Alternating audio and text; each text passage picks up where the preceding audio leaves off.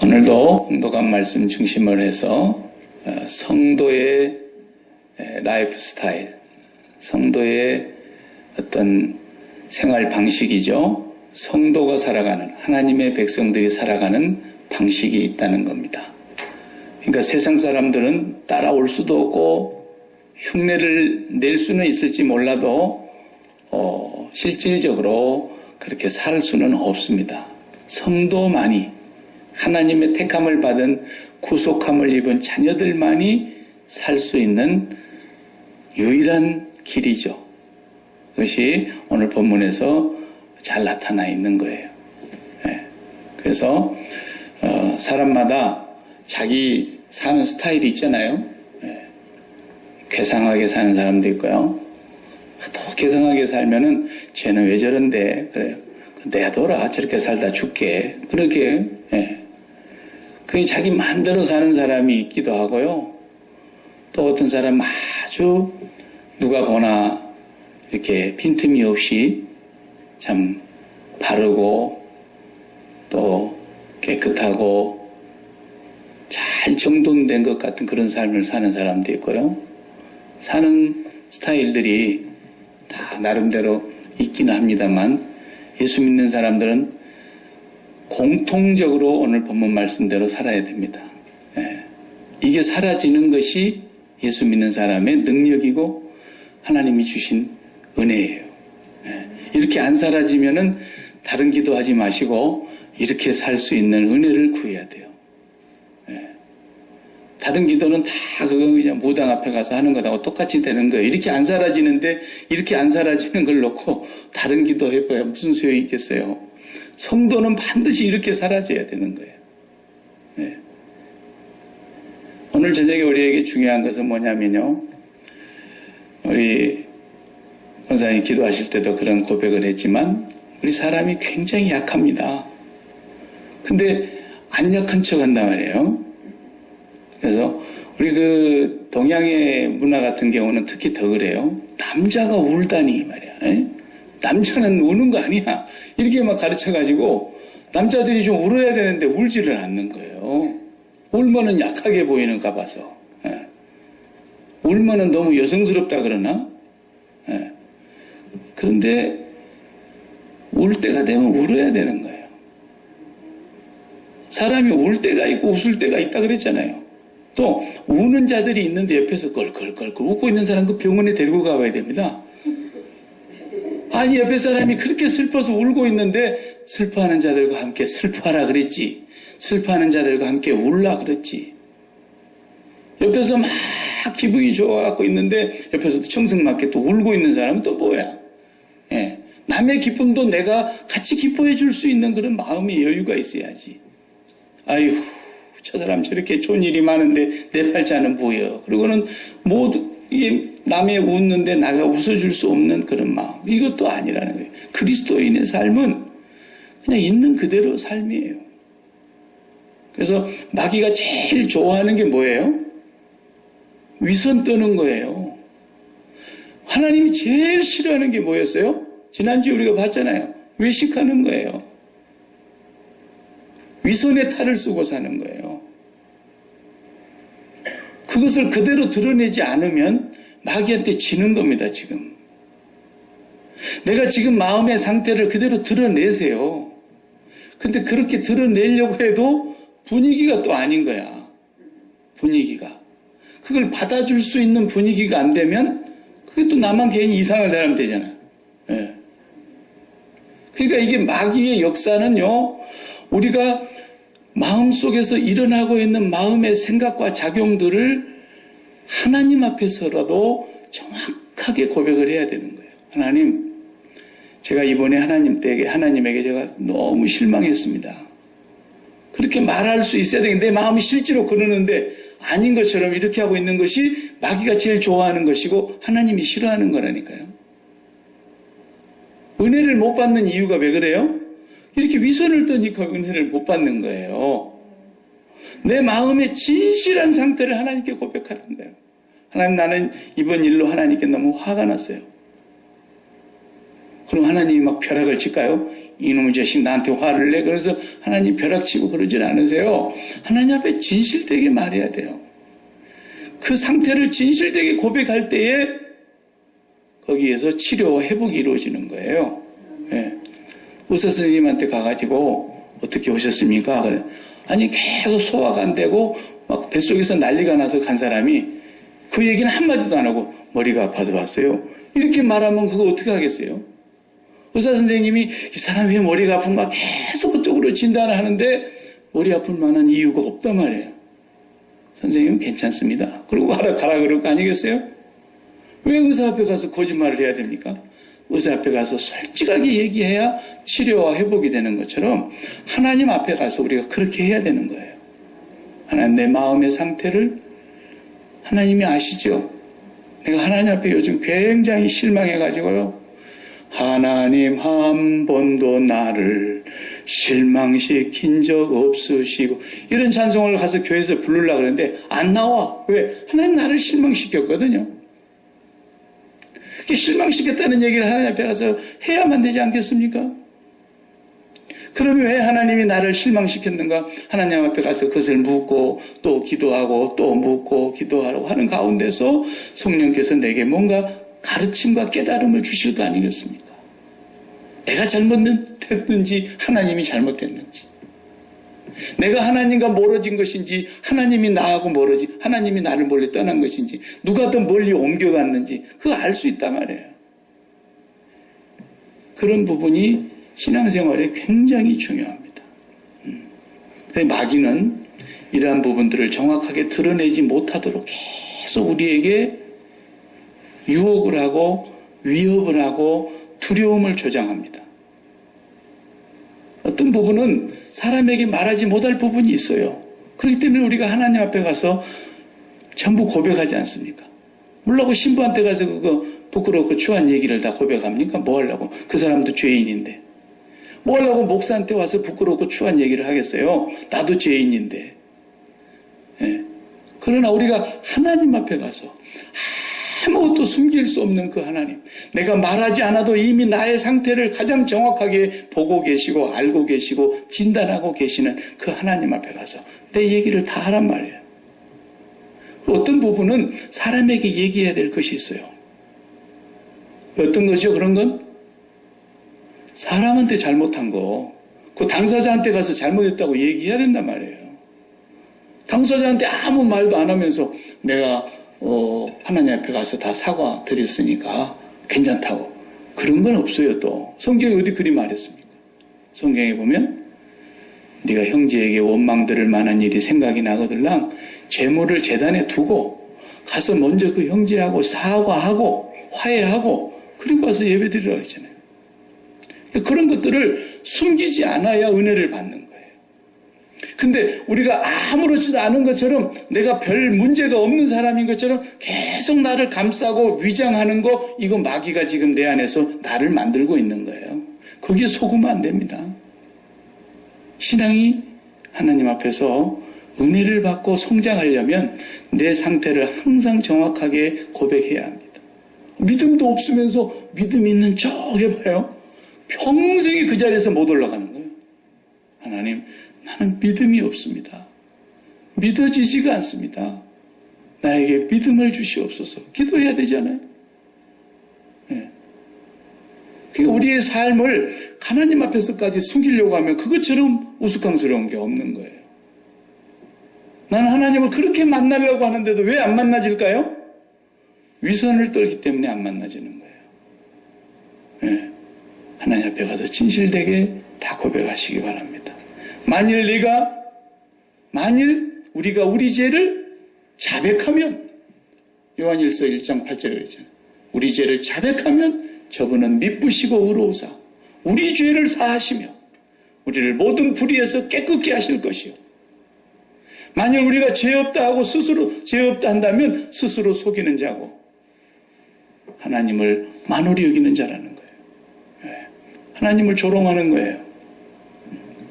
오늘 본문에서 이런 의미를 우리가 잘 캐치해내야 성도의 삶을 온전히 이루어낼 수 있습니다. 자, 우리가 이렇게 살면서 보면은 얼마나 삶이 각박할 때가 많습니까? 비즈니스를 하게 돼도 비즈니스가 내려막을 걷지 않도록 하려면 현상 유지라도 꾸준히 해나가려면 가만히 있을 수 없잖아요. 뭔가 부지런히 움직여야 되고 나름대로 어떤 계획을 짜가지고 거기에서 그것을 구체적인 방안을 실천해 나아간다든지 뭐 이런 거 있잖아요. 그래서 내가 비즈니스를 하는 데 있어서도 나름대로 힘을 쓰고 애쓰는 부분이 있어요. 또 내 자신의 건강 하나를 유지하려고 해도 가만히 있으면 건강이 안 되잖아요. 뭔가 뛰기도 하고 움직이기도 하고 내 몸을 단련시키기 위해서 체력을 단련시키는 것을 해야 되는 거죠. 그래서 사람들이 밥 먹고 전부 위트니스 가가지고 또 막 살 빼고 나름대로 뭔가 하는 거예요. 공부하는 학생 마찬가지예요. 가만히 있으면 성적이 올라가나요? 밤샘을 해서라도 노력을 하고 뭐 책을 들여다보면서 공부를 해야 점수가 좀 올라가든지 실력이 나아지든지 이런 거 아니겠어요? 정말 우리가 산다는 것이 가만히 있어가지고 되는 일이 거의 없어요. 굉장히 다 힘들어요. 성경, 우리 신앙생활도 마찬가지입니다. 기도해야 합니다. 말씀을 들여다보면서 묵상하기도 해야 합니다. 주님의 십자가를 바라보면서 주님을 깊이 묵상하고 생각해야 됩니다. 이런 것들을 하지 않는데 몸을 훈련하지 않으면 몸이 건강하지 않고 단련이 안 되는 것처럼 영적인 것도 마찬가지거든요. 근데 최고로 우리가 훈련해도 안 되는 부분이 하나 있어요.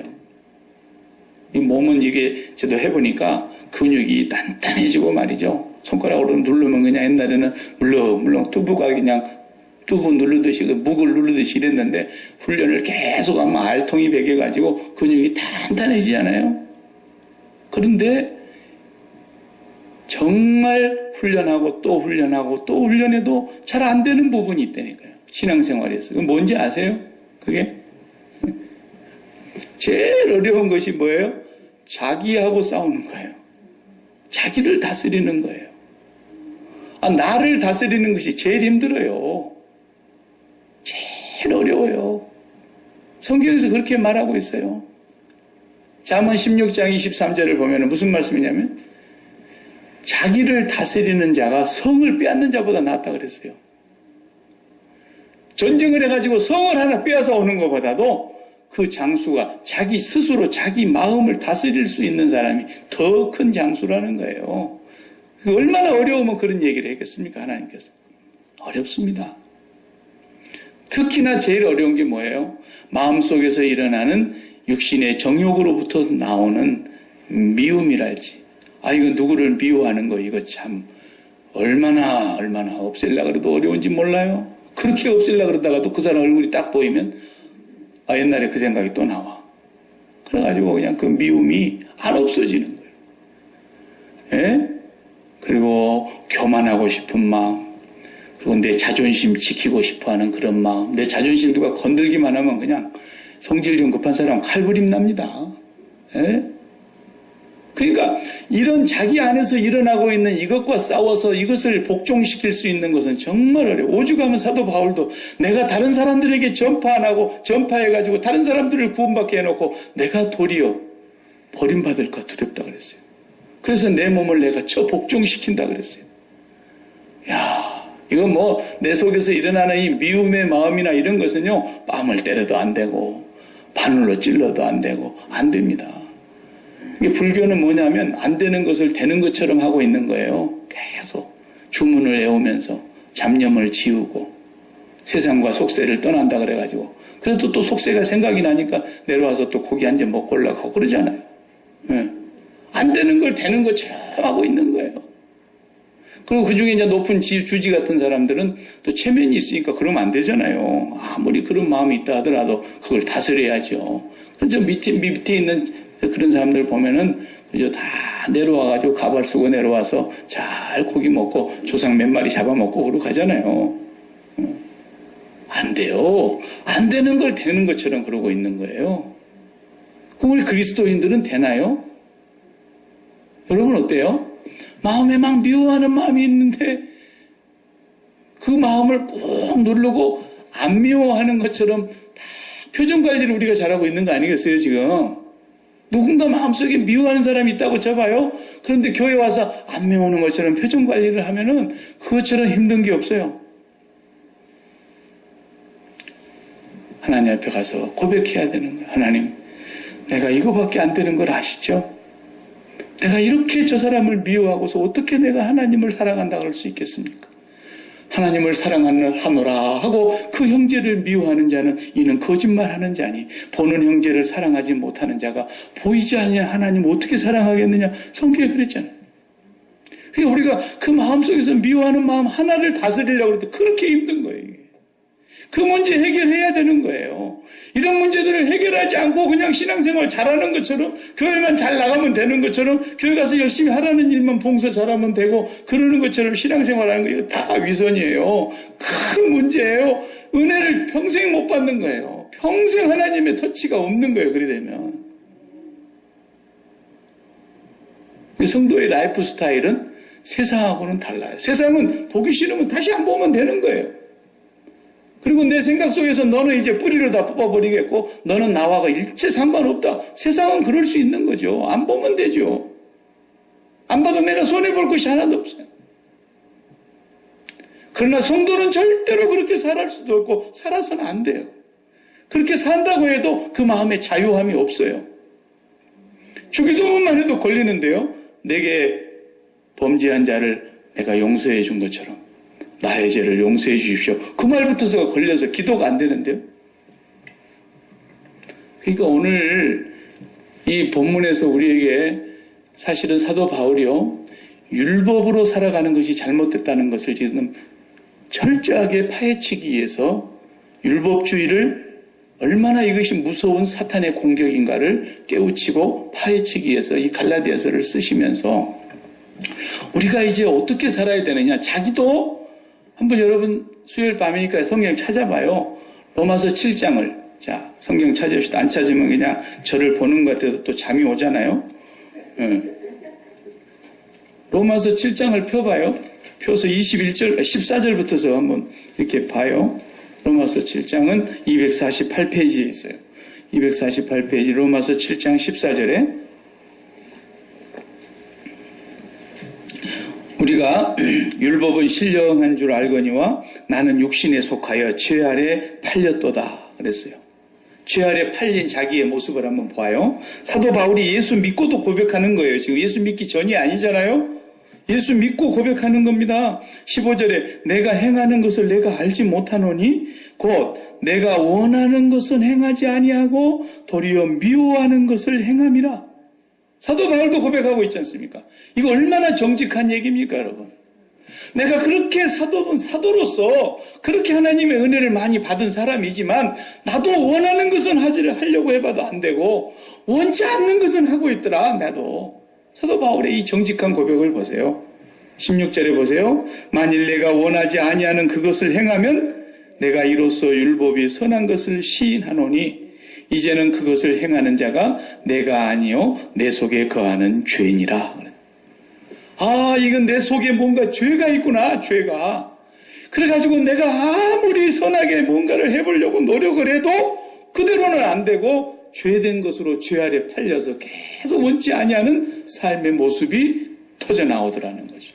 17절 또 18절에 내 속 곧 내 육신에 선한 것이 거하지 아니하는 줄을 아노니 이걸 알아야 돼요. 자, 내 자를 전부 자기 이름을 넣어봐요. 박일규 속, 곧 내 박일규 육신에 선한 것이 거하지 아니하는 줄을 아노니. 여러분과 제 안에 선한 것이 있어요, 없어요? 없어요. 괜히 선한 것이 있는 척 하지 마요. 그러니까 은혜를 못 받는 거예요. 계속 위선을 떨고 있기 때문에 은혜가 안 되는 거예요. 하나님의 그 놀라운 은혜가 우리에게서 그냥 흘러가 버리는 거예요. 하나님의 그 은혜와 매치가 안 되는 거예요. 우리 안에 선한 것이 없어요. 있다 그런 사람은 그건 사탄입니다. 2단 중에 5탄입니다. 5탄. 사탄 위에 5탄. 절대로 우리 안에 선한 게 없다고 성경이 선언하고 하나님께서 딱 진단을 해보고 하시는 말씀이세요. 진단을 해보시고. 자, 그리고 또 뭐가 없어요? 원함은 내게 있으나 선을 행하는 것은 없노라. 보세요. 원하는 마음이 있잖아요. 내가 저 사람 사랑해야 된다는 거 알지만 안 되는 거예요. 안 되는 거예요. 이런 것들을 우리가 안 되는 것을 하나님 앞에 와서 아무렇지도 않은 것처럼 계속 마음의 문제는 안고 있는데 그냥 그걸 담고 다니면서 신앙생활 잘하고 있는 것처럼. 이러니 어떻게 은혜를 받겠어요? 성도의 라이프 스타일은 절대로 그러면 안 돼요. 그 문제를 반드시 해결해야 돼요. 또 계속해서 봐봐요. 19절에 내가 원하는 바 선을 행하지 아니하고 도리어 원하지 아니하는 바 악을 행하는도다. 뭐 악을 행한다 그러니까 우리가 어디 가서 사람 죽이고 도적질 해가지고 오고 막 그런 것만 악으로 생각한다고 생각하지 마세요. 여러분, 우리가 이렇게 마음 하나에 누구를 사랑해야 되겠는데도 사랑이 안 되는 거, 이것도 악이라니까요. 내 안에 죄가 있어서 그러는 거예요. 그러면 21절, 20절도 봐요. 만일 박일규가 원하지 아니하는 그것을 하면 이를 행하는 자가 박일규가 아니요. 뭐라고요? 박일규 속에 거하는 죄인이라. 죄가 이게 뭐냐, 이 죄가. 이놈의 죄가, 나를 끝까지 원하는 대로 살지 못하게 하고 원치 아니하는 것만을 하게 하고. 그래서 이 속에 죄가라고 하는 말은 이걸 옛사람이라고 하는 말과 같은 의미예요. 우리가 예수를 믿고도 우리가 육신에 살고 있기 때문에 육신을 갖고 육체를 갖고 있기 때문에 육체가 이 세상에서 숨이 딱 끊어지기 전까지는 이걸 우리가 이겨야 되는데 이 문제를 오늘 갈라디아서에서 설명하고 있는 거예요. 사도 바울이.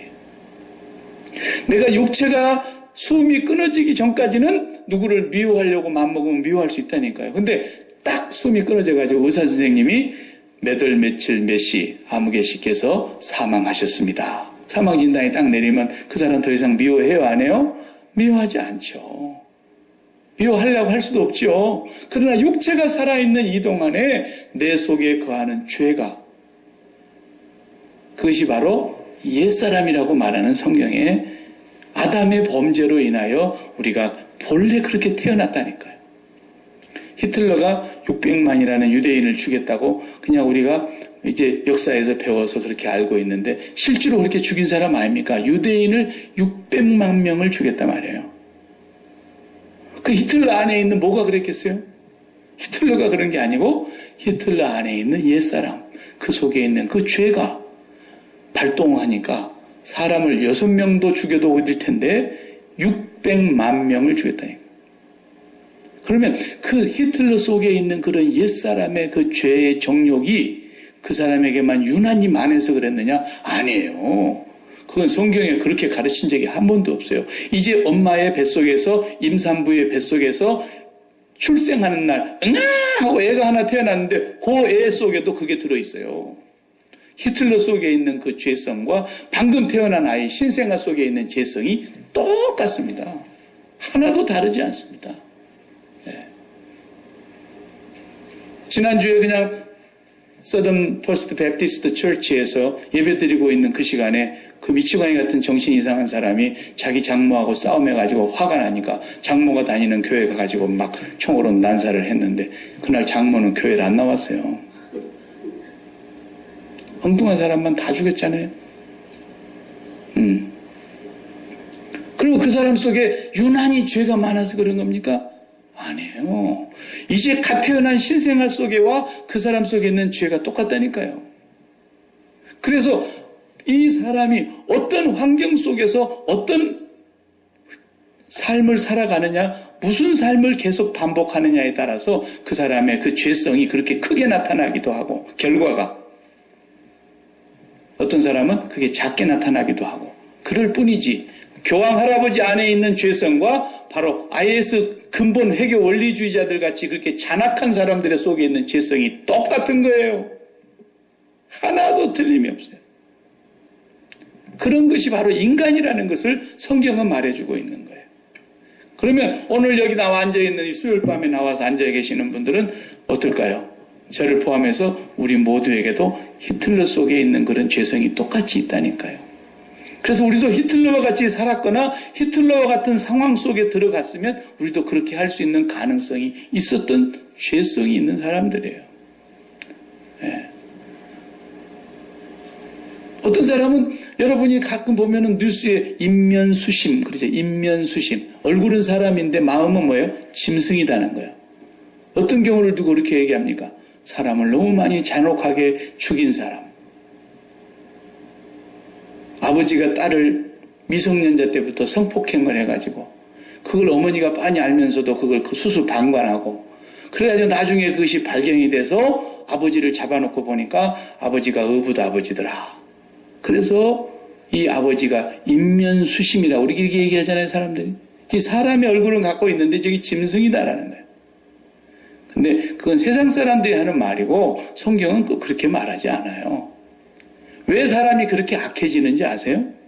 성경에서는 그렇게 말한 적이 한 번도 없어요. 사람이 짐승이기 때문에 짐승만도 못하기 때문에 그런다. 성경에 어디 그런 말이 있어요? 아닙니다. 개가 개만큼만 타락하는 거지 개는 개만큼 사는 겁니다. 개가 개 이상 사는 거 보셨어요? 개가 개 이하로 사시는 걸 보셨어요? 개가 아침에 일어났더니 딱 아빠 안녕히 주무셨습니까? 이렇게 하는 개 봤어요? 개는 그냥 이거밖에 못하는 거예요. 개만큼만 사는 거예요. 호랑이는 호랑이만큼만 사는 거예요. 호랑이가 아무리 점잖하다고 해서 양반되는 거 봤어요? 호랑이는 호랑이만큼만 사는 거예요. 하나님이 본성을 그렇게 동물적 본성을 호랑이는 호랑이의 본성, 사자는 사자의 본성, 개는 개, 고양이는 고양이의 본성대로 그 수준만큼만 사는 거예요. 사람이 왜 그렇게 잔악하고 못된 그런 죄가 발동이 걸려서 그렇게 세상 사람들은 인면수심이라고 말하지만 성경은 왜 그렇다 그래요? 사람이 하나님처럼 돼서 그런 거예요.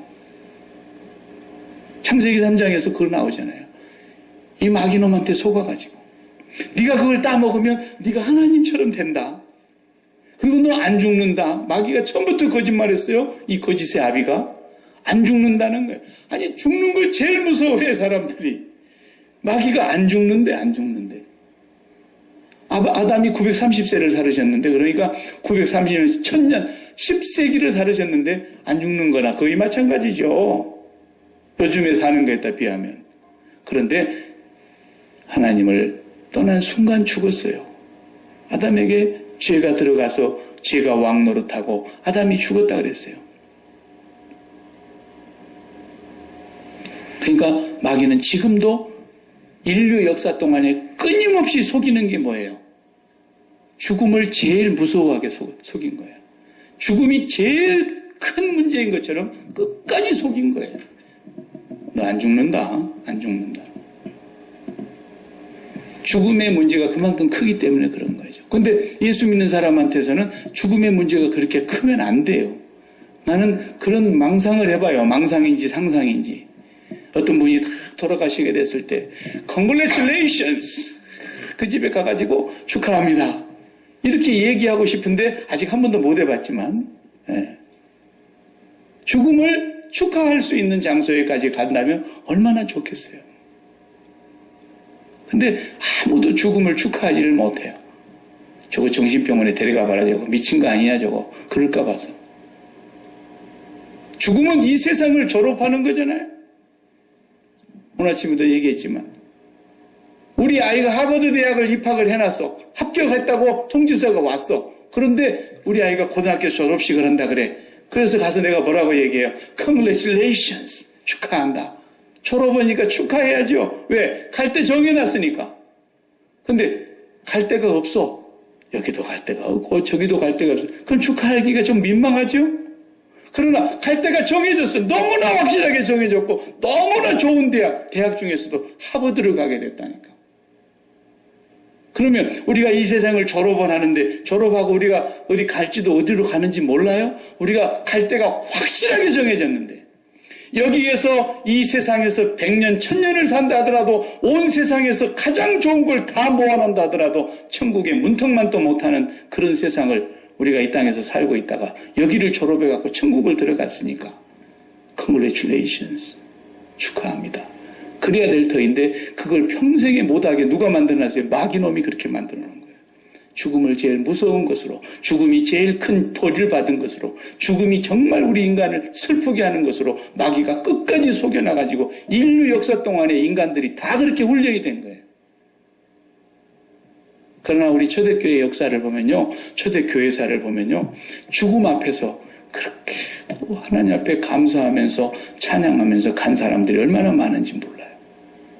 그 죽음의 날을 정말 하나님 앞에서 그렇게 학수고대하다가 더 살려줄 테니까, 너 더 연장시켜 줄 테니까 여기서 예수님만 부인해라, 예수만 부인해라 그러는데도 폴리캅 선생님 같은 분은 에베소 교회에서 목회를 하다가 불에 태워서 죽였는데요, 내가 얼마나 더 살자고 80평생 동안 하나님이 나를 한 번도, 우리 주님이 나를 한 번도 모른다고 하신 적이 없는데 내가 이 구차한 목숨을 몇 년 더 살자고 나보고 지금 나의 주님을 부인하란 말이냐? 그러면서 장작 더미 위에서 자기 친구가, 그 집정관이 자기 친구였어요. 친구를 죽이기가 너무 안타까워서 살려주려고 그렇게 얘기를 했는데도 멋있게 죽었어요. 멋있게. 폴리캅 선생님께서. 죽음을 축하할 수 있어야 되는 것이 그리스도인의 세상과는 비교할 수, 세상 사람들은 꿈에도 상상할 수 없는, 세상 사람들이 볼 때 저것도 완전히 미쳤구나 할 정도로 우리 그리스도인들의 삶은 뭔가 다른 데가 있는 거예요. 그만큼 자신이 있는 거죠. 죽음 앞에서도. 네. 저와 여러분이 이제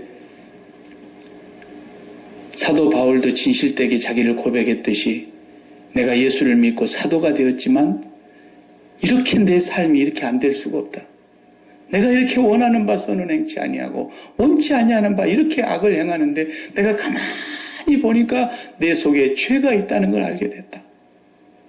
이 옛사람, 내 속에 선한 것이 거하지 않는다는 걸 내가 알았다. 내 안에 있는 것은 오직 악한 밖에 없다는 걸 내가 알게 됐다. 이걸 고백하고 있는 거예요, 지금. 그 유명한 사도가.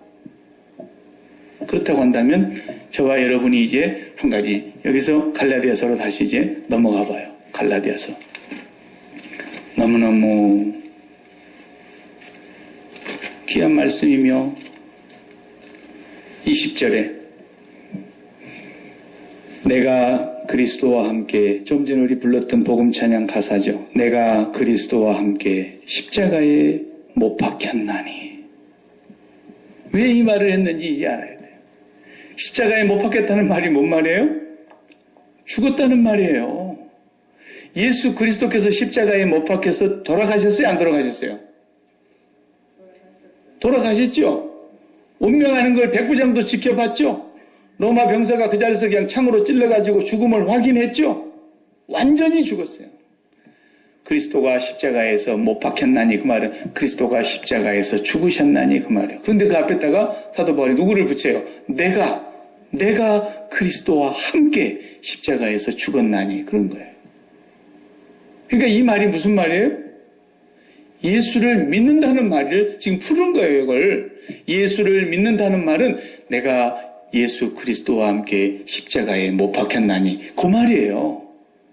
여러분이 믿는 걸 뭘 믿어요? 예수님의 신발이 신문 7이다더라. 이런 거 믿어요? 예수님의 몸무게가 160파운드였다. 그런 거 믿어요, 우리가 지금? 예수님의 눈알은 파랗다더라, 색깔이. 예수님의 머리는 곱슬머리였고, 예수님의, 이런 거 우리가 믿습니까, 지금? 예수님은 목수의 아들로 살았다. 이런 거 믿어갖고 구원 받습니까? 아무 상관이 없는 거잖아요, 그런 건. 우리가 뭘 믿는 거예요? 예수 그리스도께서 십자가에 못 박혔나니. 그런데 사도 바울이 내가 그리스도와 함께 십자가에 죽었나니 이렇게 말하고 있잖아요.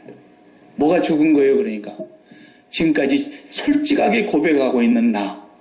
도저히 살려고 애를 써도 아무리 몸부림쳐봐도 아무리 선을 행하려고 원해봐도 선은 행하지 않고 도리어 원치 아니하는 악을 행하고 있고 그 나, 그게 옛사람이라니까요. 그 자, 그게 예수님과 함께 죽었다는 거예요. 믿습니까, 여러분? 여러분이 그렇게 믿었으면 여러분이 날마다 믿음을 고백하고 시인하고 선언해야 됩니다. 마귀가 여러분에게 와서 공격을 해올 때마다 사탄아, 내가 예수 이름으로 너에게 명한다. 나는 그리스도와 함께, 나의 주인이신 그리스도와 함께 십자가에서 죽었다. 언제요? 2000년 전에. 이미 2000년 전에 다 이루어놓은 사실이에요. 그것이 예수를 믿는 모든 사람들에게 영원히 현재, 지금의 현재예요. 매일 현재예요. 내가 예수 그리스도와 함께 십자가에서 죽은 자입니다. 기도할 때 첫마디를 그걸 고백하셔야 돼요. 아시겠습니까? 기도할 때마다 여러분이 그걸 빼놓지 말고 고백해야 돼요. 나는 그리스도와 함께 십자가에 못 박혔습니다. 나는 그리스도와 함께 죽었습니다. 뭐가 죽었다고요? 내 옛사람, 도저히 해결되지 않는 이 옛사람. 자, 다시 로마서로 가봐요. 로마서 8장. 네, 성경을 좀 찾으세요. 로마서 8장. 이것이 왜 죽었다고 말을 하며 왜 죽어야 하는가를 설명해 주고 있잖아요. 로마서 8장 5절을 보세요. 안 죽은 사람은 육신을 따르는 사람을 얘기하는 거예요. 8장 5절에 육신을 따르는 사람은 육신의 일을, 영을 따르는 사람은 영의 일을 생각하나니. 6절에 육신의 생각은 그 말은 아까 말한 그 죄가 왕노릇하고 있는 옛사람, 그 육신을 따르는 자는 어떻게 해요? 육신의 생각은 사망이에요. 그대로는 절대로 천국을 못 갑니다. 그 옛사람은 사망이에요, 사망. 그 옛사람의 생각은 사망이에요. 영의 생각은 생명과 평안이니라. 자, 또 7절 읽어봐요. 그 옛사람 육신의 생각은 뭐예요? 하나님과 원수가 되는. 하나님과 원수 돼갖고 천국 갈 수 있어요? 못 가죠. 하나님과 원수가 되나니. 이는 하나님의 법에 굴복하지 아니할 뿐 아니라, 아니죠. 당연히 안 하죠. 그러나 하려고 해도 할 수도 없음이라 그랬어요. 할 수도 없다니까요. 그래서 사도 바울이 고백했잖아요. 아무리 하려고 해봐도 안 되더라. 도대체 왜 그러는지를 처음에는 몰랐는데 내 속에 그 죄가 있어요. 그 육신에 속한 사람, 옛사람이 있더라는 거예요. 그 다음에 또 봐요. 8절에 육신에 있는 자들은 그 말은 뭐예요? 옛사람으로는 하나님을 기쁘시게 할 수 있어요? 없어요. 그러니까 여러분들이 옛사람으로 살아가는 그 모습 가지고 무슨 일을 해도 하나님 기뻐하지 않습니다. 그냥 자기 혼자 스스로 자기가 위로할 뿐이에요. 내가 이 정도 일했으니까 하나님 기뻐하시겠지. 천만의 말씀이에요. 육신으로 아무리 일해도 하나님을 기쁘시게 할 수 없어요. 왜? 하나님과 이미 원수된 상태에 있기 때문에. 하나님은 거룩하셔서 절대로 우리의 옛사람, 그것이 그대로 살아서 일하고 그 사람 옛사람으로 생각하고 옛사람으로 말하고 옛사람으로 살아가는 것 철저하게 하나님은 심판하시고 사망으로 갚으십니다. 안 된다고 얘기하고 있어요. 9절을 또 보세요. 만일 너희 속에 하나님의 영, 성령이 거하신다면 어때요? 거듭난 사람이죠. 성령이 거하시면 너희가 육신에 있지 아니한다. 보세요. 육신에 있지 않다고요. 성령으로 거듭난 사람은. 그러면 영에 있는 사람이에요. 누구든지 그리스도의 영이 없으면, 성령이 없으면 그리스도의 사람이 아니라 그랬잖아요. 아닌 거예요. 13절로 다시 보세요. 12절부터 12절. 그러므로 형제들아, 다 같이 소리내서 읽으세요. 그러므로 형제들아, 우리가 빚진 자로 돼 육신에게 져서 육신대로 살 것이 아니니라. 너희가 육신대로 살면 반드시 지옥 갈 것이로되, 그 말이에요. 죽을 것이로되가. 육신이 죽는다는 말하는 거 아니에요. 너희가 육신대로 살면, 옛사람 그대로 살면 반드시 지옥 가는 거예요. 그러나 영으로서, 성령으로서 몸의 행실을 죽이면 살 일이, 이건 천국 가는 사람이에요. 그래서 14절에 무릇 성령으로 인도함을 받는 사람은 하나님의 아들이라. 여기 되어 있잖아요. 자, 지체를 보세요. 말씀을 정리하겠어요. 오늘 여기서. 육신대로 사는 삶이 우리 속에서 나옵니까? 안 나옵니까? 나오지요. 정직하시기 바랍니다. 여러분이 정말 여러분들을 누가 뒤에서 막 수근수근 한다 그래봐요. 어디서 들렀어. 내가 몰랐다가 나하고 친한 사람이 와서 얘기를 해주는 거예요. 아, 목사님을 그렇게 헐뜯습니다. 그래요. 내가 천사니까 그런 말을 들어도 아무렇지도 않을까요? 죽여버리고 싶죠. 에? 목사가 좀 심했나? 사람 마음은요, 너도 한번 걸리기만 해봐라. 그러면서도 표정 관리를 하는 거예요, 그냥. 그런 것이 우리 육신 안에 있다니까요. 없는 척 하지 마세요. 사람이 어떤 존재인가를 우리가 정확하게 알아야 돼요. 그런데 날마다 우리가 고백하고 예수를 바라다보고 예수 그리스도와 함께 내가 죽은 사람인 것을 선포하면서 믿고 확신하는 가운데서 그리스도를 붙잡는 사람은요, 그 문제에 대해서 죽게 돼 있어요. 해봐요. 이걸 경험적으로 해봐야 된다니까요. 누가 나를 진짜로 뒤에서 막 뒷담화를 한대. 그런데 좋은 얘기를 많이 하는 줄 알았더니 나쁜 얘기를 많이 한대. 좋은 얘기는 한 가지 얘기하면 나쁜 얘기는 9가지를 얘기하고 나를 막 음해하고 없는 얘기까지 지어내가지고 하고 막 그런다는 거야. 그 얘기를 내가 딱 들었어. 그럴 때 어떻게 해야 돼요? 마귀가 나를 유혹을 합니다. 어떻게 유혹하는지 아세요? 그래도 내가 목사인데 화는 낼 수 있나? 네가 체면에, 목사 체면에 그런 거 화내면 안 되지. 이게 마귀 소리예요. 아시겠어요? 그 상황에서 내 마음속에 그런 마음이 싹 들릴 때에 내가 그래? 그놈이 그랬어? 여자는 그놈이라고 안 하죠? 네. 그녀가 그랬어? 이렇게 이제 얘기하죠? 네. 그런 마음이 사람 속에 있는 거라니까요. 그리고 내가 목사 체면에 지금 드러내지는 못하지만은 내가 그것을 어떻게 해서든 어떻게 저걸 내가 갚아줄까 말이야. 아니, 내가 안 갚아줘도 하나님이 좀 갚아줬으면 좋겠어. 그런데 소식을 들으니까 교통사고가 나고 다리가 툭 부러졌대. 할렐루야, 속으로. 응? 이놈의 자식 나한테 못된 짓 하더니 벌 받았구만. 괜히 사람이 용심이 그렇게 또 나는 거예요. 그게 다 뭐라고요? 육신에 속한 우리 속에 있는 옛자, 옛사람, 그 죄성이 우리가 목숨 떨어질 때까지 이게 안 없어져요. 그런데 우리는 어떻게 이것을 넘어서는 거예요?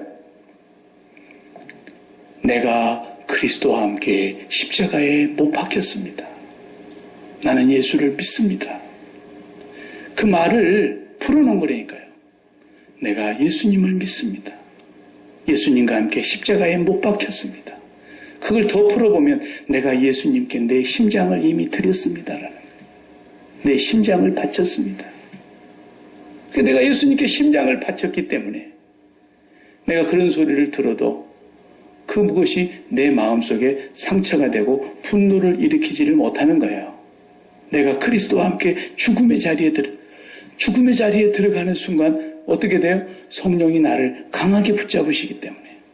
그래서 영으로서 몸의 행실을 죽이면 살리니 그러잖아요. 성령으로 인도함을 받는 자들이.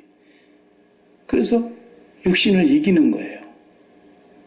그것이 내 힘이 아니라 내 안에 거하시는 그리스도의 영 때문인 거예요. 내가 가면 보혜사 성령을 너희에게 보내니 그 보혜사는 그리스도의 영이세요. 그 그리스도의 영이 없으면 죽은 자예요. 그 그리스도의 영이 나의 마음을 사로잡고 있기 때문에 절대로 그것이 나를 이기지 못하는 거예요. 내 육신이 나를 이기지 못하는 거예요. 마지막으로 한 절만 더 찾아봐요. 갈라디아서 이미 여러분이 가지고 있는 갈라디아서 5장을 한번 봐봐요. 나중에 뒤에서 나올 때 제가 자세히 설명할 테니까요. 갈라디아서 5장을 한번 보세요. 16절에요. 16절에 다 같이 큰 소리로 읽어요. 내가 이르노니 너희는 성령을 따라 행하라. 그리하면 육체의 욕심을 이루지 아니하리라. 보세요. 여기서 성령으로 살아가는 것과 지금 육체의 욕심, 옛사람의 욕심을 말하는 거죠. 또 17절을 보세요. 육체의 소욕은 성령을 거스릅니다. 성령은 육체를 거스릅니다. 서로 둘이 대적하는 관계입니다. 그래서 너희가 원하는 것을 하지 못하게 하려고 계속 우리 옛사람이 성령을 거스립니다. 그래서 성령을 거스리면 우리가 어떻게 됩니까? 성령을 소멸한다는 말이 성경에 있잖아요. 이걸 계속 성령을 거스리면요, 육신의 소욕이 계속 우리 육신의 소욕에서 나오는 대로 행동을 해버리면 성령을 거스리고 성령을 탄식하게 하고 성령을 근심하게 하고 성령을 소멸시키고 이래봐요. 이 사람은 영원히 죽습니다. 반드시 그렇게 돼 있어요. 그래서 우리가 날마다 그런 유혹을 끊임없이 받고 있지만 매일 우리가 생활화해야 되는 게 뭐예요? 우리의 고백에서 떠나지 말아야 될 것이 뭐예요? 내가 그리스도와 함께 십자가에 못 박혀 죽었습니다. 나는 그리스도를 믿습니다. 나는 내 심장을 그리스도께 바쳤습니다. 그러면 성령이 우리를 이끌어서 육신의 소욕에게 무릎을 꿇지 않게 하시고요. 육신의 소욕을 이기게 하십니다. 그 다음 계속 읽어봐요. 18절에 만일 너희가 만일 성령의 인도하시는 바가 되면 율법 아래에 있지 아니하니라. 육체의 일은 분명하니 보세요. 이제 이 옛사람이 발동을 걸어서 죄가 발동을 하면 육체의 일이 막 나옵니다. 곧 음행과 더러운 것과 호색과 이 세 가지가 다 전부 성적인 죄입니다. 오늘 이 세상이 얼마나 음란한 세상이고 얼마나 더러운 세상이 되었고 얼마나 이 세상이 호색하는 세상이 되었습니까? 상상할 수 없는 음란한 세상이 되지 않습니까? 왜? 육체의 소욕대로 살아버리기 때문에 그러는 겁니다. 성령이 없기 때문에 그러는 겁니다. 그 다음에 20절 보세요. 우상숭배와 주술과 원수 맺는 것과 분쟁과 시기와 분냄과 당짓는 것과 분열과 이단과 투기와 술취함과 방탕함과 또 그와 같은 기타 등등이니 전에 너희에게 경계한 것 같이 경계하노니 이런 일을 하는 자들은 하나님의 나라를 가요 못 가요? 유업으로 받지 못해요. 이 말을 설명하면 무슨 뜻이세요? 성령으로 사는 사람이라면 절대 이렇게 살 수가 없다는 뜻이에요. 이렇게 살다가도 반드시 하나님 앞으로 돌아서야 돼요. 성령으로 사는 사람이면. 내가 그리스도와 함께 십자가에 못 박힌 것이 분명하다면, 내가 예수를 분명히 믿는다면, 내 심장을 주님께 반드시 드렸다고 한다면 이런 육체의 소욕을 우리가 이길 수 있게 해두셨어요. 왜 우리가 존귀한지 아세요? 바로 그 그리스도의 영이 우리 안에 계시기 때문이에요. 성령으로 거듭난 사람의 삶은 반드시 이렇게 되게 돼 있어요. 그럼에도 불구하고 내 속에서 계속해서 이것이 올라온다고 한다면 이거 하나님 앞에 나아가서 진실되게 고백해야 되는 거예요. 하나님, 내 속에 선한 것이 거하지 아니하는 걸 내가 고백합니다.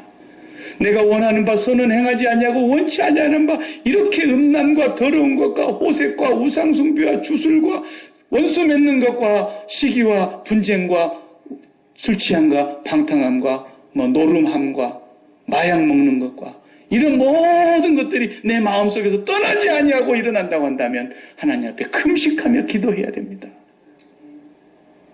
반드시 내 안에 성령님께서 이 문제를 해결하실 수 있도록 우리에게 말씀합니다. 그래서 사도 바울이 선언하는 거예요. 갈라디아서 2장 20절에 내가 그리스도와 함께 십자가에 못 박혔나니 죽었나니 이제는 내가 산 것이 아니라 내 안에 그리스도의 영이 와서 산다는 거예요. 그리스도가 산다는 말은 보혜사가 오셔서 산다는 말이에요. 예수님은 성천에서 가셨고 그분이 가시면 당신의 영 보혜사를 보낸다 그랬잖아요. 그 보혜사가 내 안에 들어와서 살고 있기 때문에 이제 내가 육체 가운데 사는 것은 그 말은 뭐예요? 내가 이렇게 육신을 가지고 이제 육체 안에서 살아가고 있는 이것은 나를 사랑하사 자기 몸을 버리신 하나님의 아들 예수 그리스도에게 심장을 바치는 그 믿음으로 산다는 거예요. 세상 사람들과는 비교할 수 없는 분명한 신앙인의 라이프 스타일이 있는 거예요. 이 문제를 우리가 진실되게 해결하고 살아야 돼요. 그걸 해결하지 않으면서 하나님 잘 믿는 것처럼 주일날 와서 교회만 나오면 예수 믿고 천국 가는 줄 알지만 사탄은 그러다가 지옥으로 보내는 거예요. 그 사람을 끝까지 속여가지고. 주일 성수를 아무리 잘해도 이 문제를 해결하지 못하고서는 여러분 안 됩니다. 그래서 예수 믿는 사람은요, 이 성령의 양심이라는 것이 얼마나 우리에게 섬세한지 몰라요. 그래서 내가 안 되는 부분들을 하나님 앞에 솔직히 고백하세요. 하나님, 내가 오늘 또 양심을 속이고 이렇게 살았습니다. 나를 불쌍히 여겨 주십시오. 아직도 내 속에 옛사람의 자아가 불뚝불뚝 살아나서 나를 괴롭히고 나를 주저앉히게 만들고 나에 대해서 실망하게 만들고 좌절감과 패배의식 속에서 살아가게 만드는데 주여 나를 불쌍히 여겨 주십시오 하고 주님의 십자가를 붙들어야 돼요.